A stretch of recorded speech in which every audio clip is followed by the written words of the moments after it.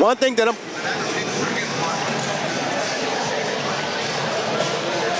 not on.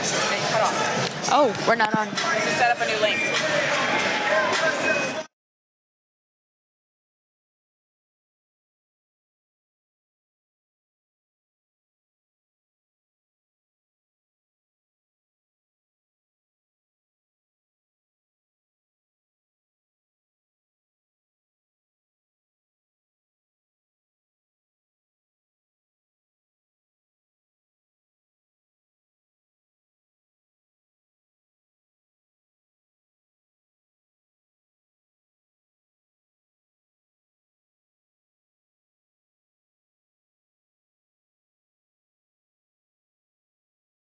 The ladder consists of 2 rows of 4 stations of a strength-based element, 1 row for males and 1 row for females. The weight increases as you move down the grid. Teams send out 1 player at a time, alternating male and female, to perform the designated lift for the match format. Each successful lift has a point value that is added to the team's ladder score. The point value is equal to the quadrant the barbell is sitting in. Players are allowed 1 lift attempt per quadrant and may skip any quadrant they choose, but are never allowed to backtrack once a barbell is passed. The team with the highest total point value at the end of the 4-minute time cap wins. This race is one of the most strategic and coach-reliant of all of the races. A good game plan and in-the-moment decision-making to manage time is everything. Remember, lift heavier and score higher in the ladder race.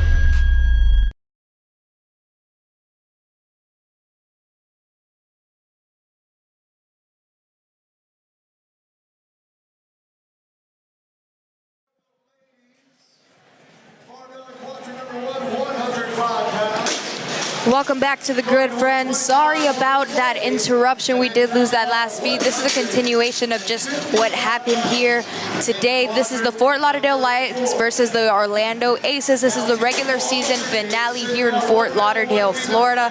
Let's go ahead and take a look at what we can look forward to on the ladder. Byram, go ahead and tell the people what they can look forward to here. All right, let's do it. If we could just get the ladder graphic.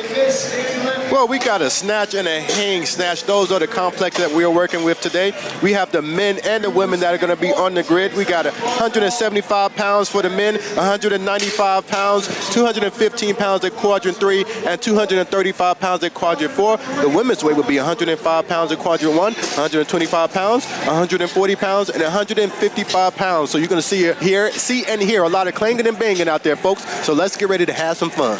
That's right. It's 1 rep of a snatch plus hang snatch in every single quadrant, and whatever quadrant you're in is indicative of how many points you will get. So imagine you're in quadrant 1, it's worth 1 point. In your quadrant 4, it's worth 4 points. So you'll see a lot of teams playing around with the strategy. Some of them might opt to skip the first bar and go to the second one just because it's worth a little bit more points and they know more their team is able to get the heavier bars. So it's all about the timing and communicating and kind of doing the math in your head as a coach of how many bars your team can hit. Once again, this is a really hard ladder because it's such a technical movement, right?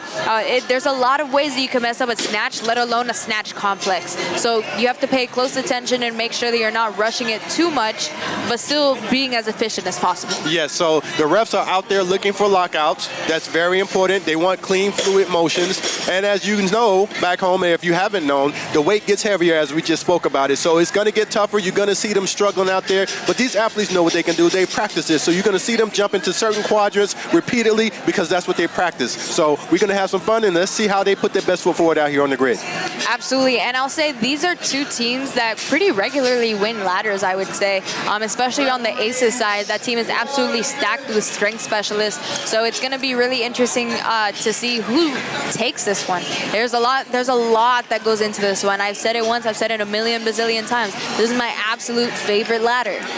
I think these type of exercises are things that you can correlate. If you're a fitness enthusiast, you can take it and add it to your repertoire. Some of these movements out here in these elements are a little bit complex, really, really high level. You might not jump into those right away, but these type of workouts here in these elements, you can add them. See if something you can enjoy and you can add to your repertoire. Definitely. And those bars are super heavy, especially for a complex. It's not something that, you can find happening at any regular gym. These are like pretty advanced movements because once again, this is a sport where you're taking specialists, right? And people who are the strongest of the strong. You wouldn't find anybody doing this in a regular gym. You would find people doing this at the elite level. That's right. And these bars, if you're a workout enthusiast like myself, some of them are heavier than most. So here we go. That's right, that's Emiliana Guerra going towards the first bar, and that's an easy win for her.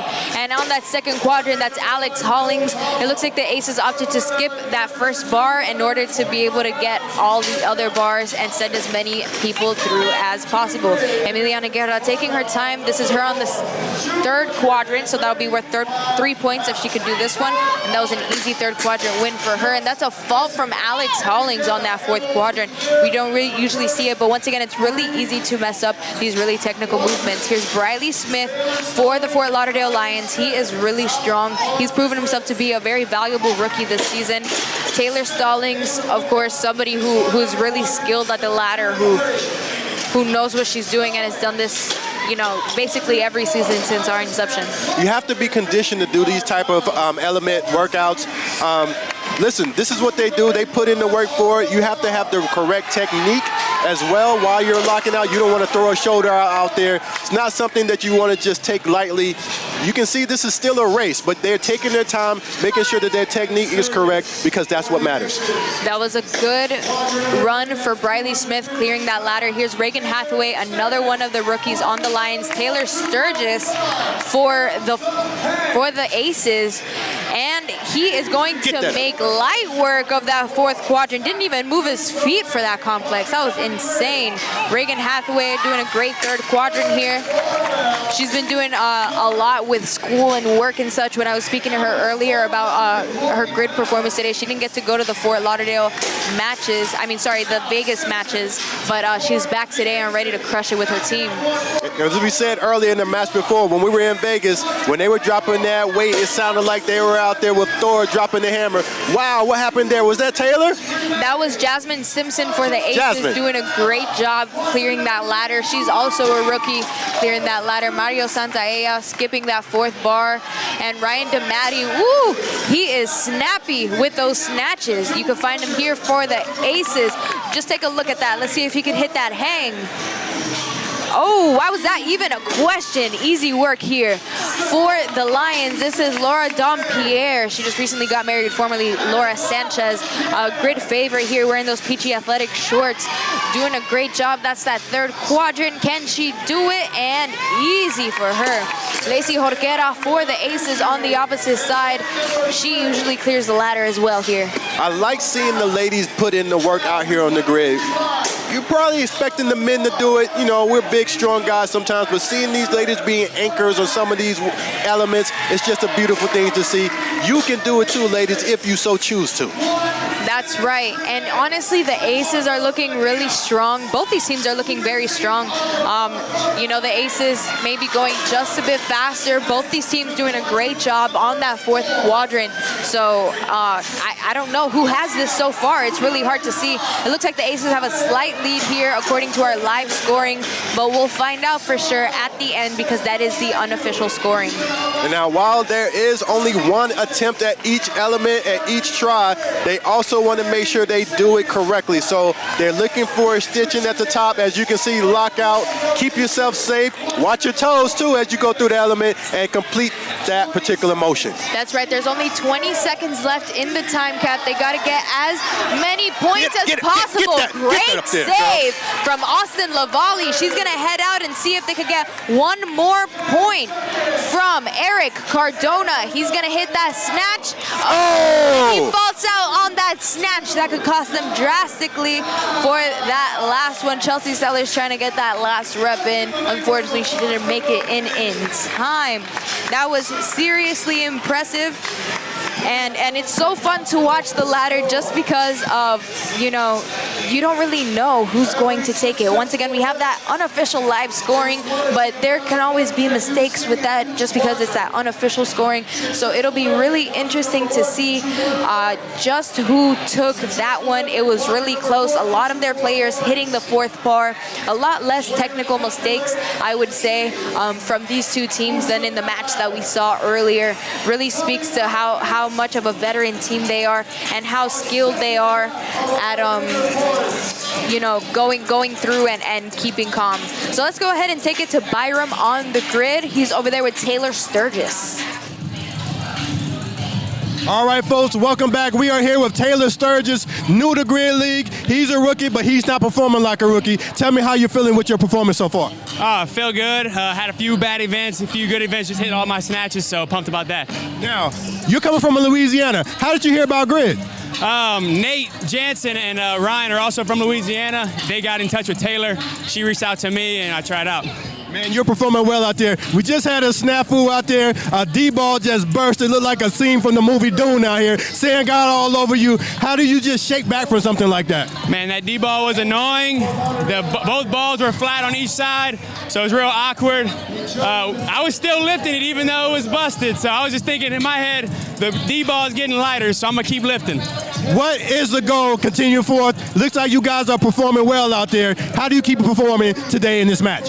The goal is to win, of course. We got to win by a certain amount of points to make the playoffs tomorrow, so that's what we keep in mind the whole time. We're trying to hit the gas and no brakes.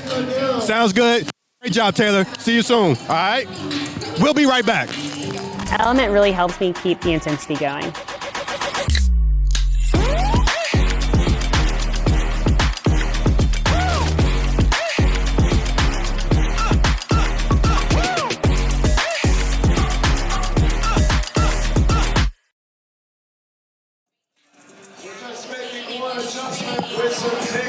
And we are back. We are getting ready for those ringer points. Once again, we are going to have 2 ringer points, just like we did in that last match format. In the meantime, who won that ladder? Wow. Oh, and it looks like the Aces won that ladder race. It's going to be a final score of 46 for the Lions, 60 for the Aces. That means that the Aces got 2 points for that, and the Lions got 0 because the Aces won by more than 10 points. Big time win. Yeah. Big time win. That kind of swings the pendulum a little bit on who's leading this particular match, who has the, you know, the what you would call the straight, narrow path to the playoffs. So we can see if they can follow through and keep on the march. Definitely. Both teams had different strategies. A little bit of hiccups from both teams, but it was really cool to see how they were able to come together and do all that. You could really see who took that from the beginning, especially because of our live scoring as well. That's super helpful. We're looking forward to this next ringer point race. This first one is going to be a deficit handstand push-up. We got Paula Leyes for the Fort Lauderdale Lions, and on the Aces, we got Megan Medeiros. So we got 2 ladies out there going forward at the grid. Is that what we're talking about? That's right.